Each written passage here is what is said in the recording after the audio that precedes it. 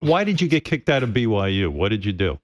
I mean, it's so easy to get kicked out of BYU. It's like not like some rebellious thing to be like. But I had sex with my girlfriend in high school, and I hid it for 4 years from my mom. She was Catholic. I wasn't allowed to have a girlfriend to begin with, and then she was Catholic, and Mormons, Catholic Mormons. God. I got back into BYU because I went through the repentance process. That was about 6 months, and then I reapplied, got back in. No sex. Don't you dare.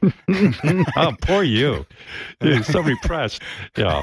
Did you really? You didn't have sex for 6 months? In other words, they threw you out of BYU. They had to throw you out. I didn't have sex till marriage, till my wedding night. Yeah. Wow. Is that true? After that, you did not have sex to your wedding night?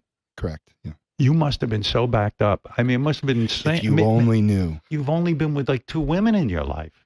Yeah, well, the life of a Mormon is certainly different than your average Joe. He was raised Mormon too. Yeah, 26 for me. He's been with one woman. I was a sex camel for 26 years. So why don't you pick on him? Wait a second. 26, you didn't have sex until you were 26? And that's it. One woman. I'm a one-woman guy. What can I say? But let me understand it. So when you're a young man and your hormones are raging and you have a girlfriend, are there certain things you can do? Like, can she masturbate you? Or is it just nothing? Just kissing, maybe. Kissing. In fact, my mom, I remember driving in the car after a Mormon conference, which is where the prophet speaks to everybody. And then we were on the drive home, and they had talked about no passionate kissing. And she had this talk with the family of boys in the car, and she said, "Do you know what passionate kissing are?" And we said, "No."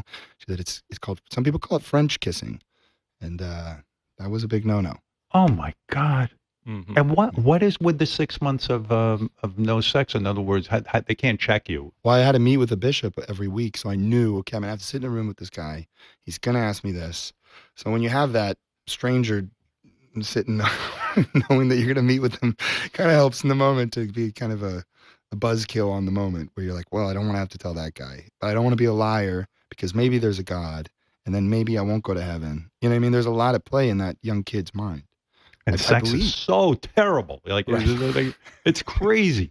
What are you going to tell your kids? I mean, okay, look, there is a certain value in valuing sex and not just like, hey, I'm going to go fuck everyone I can get my hands on, which a rock star can certainly do. Yeah, that's the thing about, Mormonism in general. It's like, it's easy for me, especially to point out all the negatives, and I've spent plenty of time doing that. But yeah, there's also something to, I was raised in Utah, in kind of the heart of Happy Valley, they call it, where, 99% of my high school was Mormon, and the negatives are pretty obvious, but the positives were things like I knew every single one of my neighbors, like 400 people all around. I knew their last names. I knew what they liked.